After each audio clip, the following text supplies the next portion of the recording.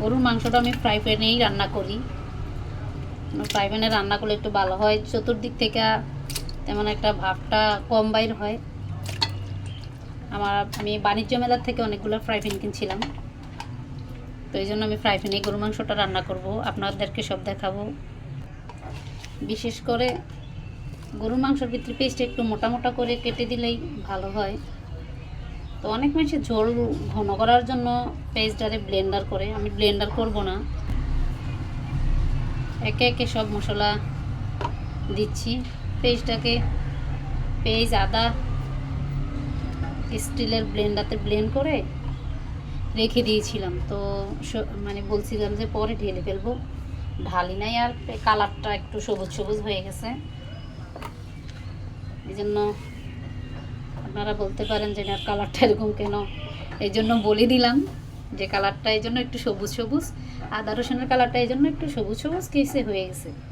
ধরেন ওই যে স্টিলের ব্লেন্ডারতে করে রেখে দিয়েছিলাম, বলেছিলাম যে একসাথে ধোবো, সেই জন্য আমি একে একে সব ধরনের মশলা দিচ্ছি। অবশ্যই যদি কোনো কিছু ভুল হয় আপনারা আমাদেরকে অবশ্যই কমেন্ট বক্সে কমেন্ট করে জানাবেন। অবশ্যই আপনাদের কাছে আমার কামনা, কমেন্ট করে আমাকে জানাবেন। আমার ছেলেটা মাদ্রাসায় থাকে, তো ও আবার ঝাল খায় না, ওর জন্য সব কিছুতে ঝাল কমাই দিতে হয়। ও আবার ঝালটা পছন্দ করে না, যে আম্মু আমি তো ঝাল খেতে পারি। মাদ্রাসায় এমনিও ঝাল খায় না, তো ছেলেটাও ঝাল পছন্দ করে না।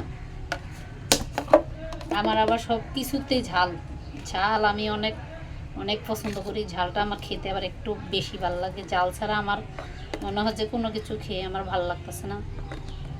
এটা হইল সব ধরনের গরম মশলা, আমি এটাকে একসাথে স্টিলের ব্লেন্ডারে করছি। আর এখানে দিচ্ছি আমি একটু টেস্টিং সল্টটা দিচ্ছি যেন মাংসটা একটু তাড়াতাড়ি সিদ্ধ হয়ে যায়, সেই জন্য দিচ্ছি টেস্টিং সল্ট। এখন সব ধরনের মশলা দিলাম, এখন আমি তেল দিব। তেলটা আমি ঢেলে নিই, এখানে আমি তেল ঢেলে দিলাম। তো তেল দিলাম, মাংসতে এভাবে কোনো চর্বি নেই, চর্বি ছিল না, চর্বিতে তারপরও তেলটা একটু বাড়িয়েই দিলাম। দিলে কি হয়, একটু সব ধরনের মশলাটাকে আমি একটু মেখে মাংসটারে আমি 10-15 মিনিট রেস্টে রেখে দেব। গরু মাংসটা একটু মাখা জোগার পরে একটু রেখে দিলে তারপরে ধরেন মশলাটা একটু ভিতরে ঢুকে খেতে ভাল লাগে। তারপরে একটু হালকা হালকা ঝাল ঝাল হইলে, আমি মাংস বেশি ছোটো করি না, রুটির মাংস, তারপরও বেশি একটা ছোটো করি নাই। মেয়ে বলতেছে যে লুচি বানাবে, চালের গুঁড়ির পাশাপাশি একটু লুচি বানাবো। কালকে প্রায় সময় বাইরে গিয়ে এই চিকেন টিকেন দিয়ে মেয়ে লুচি খায়, ওর কাছে লুচির অনেক ভালো লাগে। আচ্ছা ঠিক আছে, আমাদের তো আর কাজের বুয়া নাই, নিজেরাই সব একলা একলা করতে হয় আর কি।